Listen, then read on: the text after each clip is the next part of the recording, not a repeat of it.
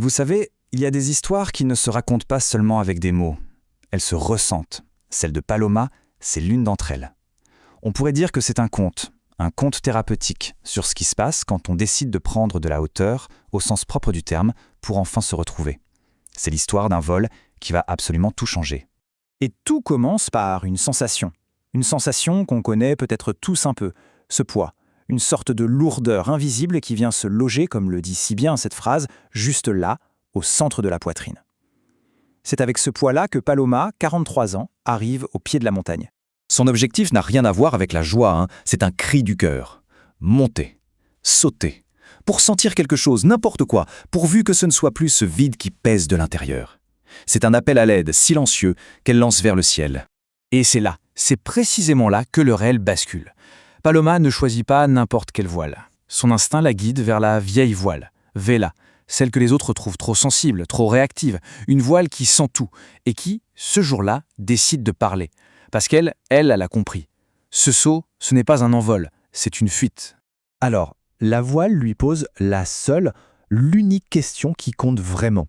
Une question qui paraît toute simple, presque banale, mais qui en réalité est absolument vertigineuse. Et c'est cette question qui va être le fil conducteur de tout ce voyage. La conversation la plus importante de la vie de Paloma peut commencer. Alors, le vol commence.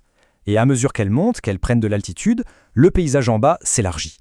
Mais le vrai spectacle, il n'est pas au sol. En s'élevant, Paloma va voir défiler les paysages de sa propre vie. Le ciel devient littéralement le miroir de son histoire. Et voilà la première image qui se dessine. Une prairie, en bas, et une petite fille de 6 ans qui court toute seule.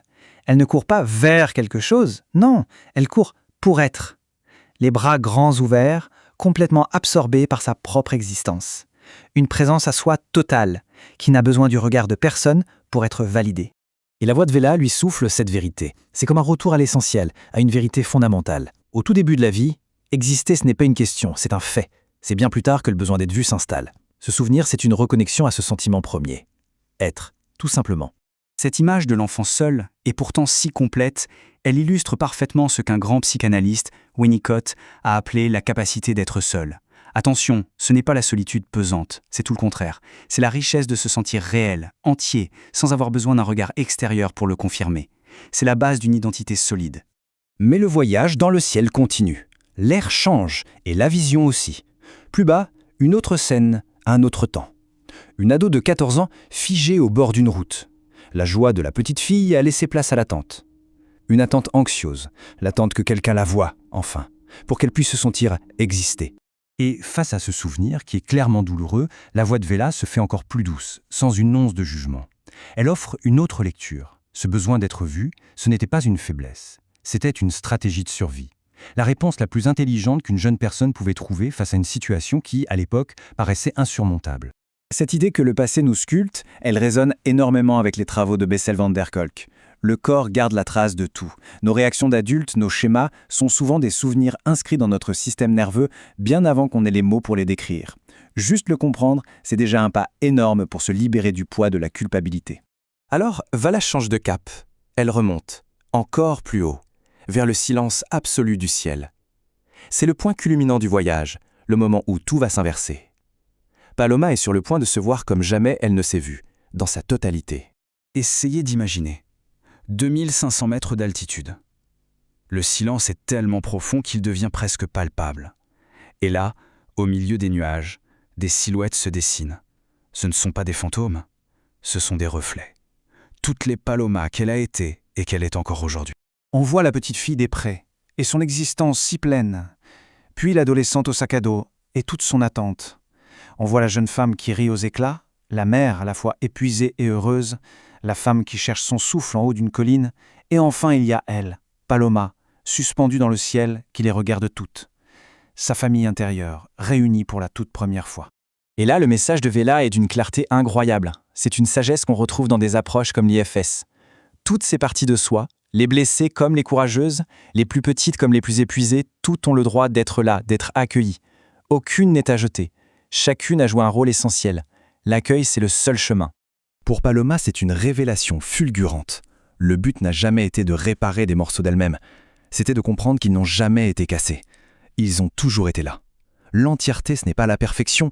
c'est simplement la capacité de tout contenir en soi en même temps.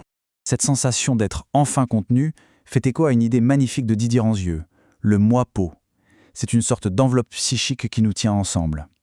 Chez Paloma, cette enveloppe était devenue fragile, poreuse. Et là, dans le ciel, la métaphore devient réalité. L'air, physiquement, la porte.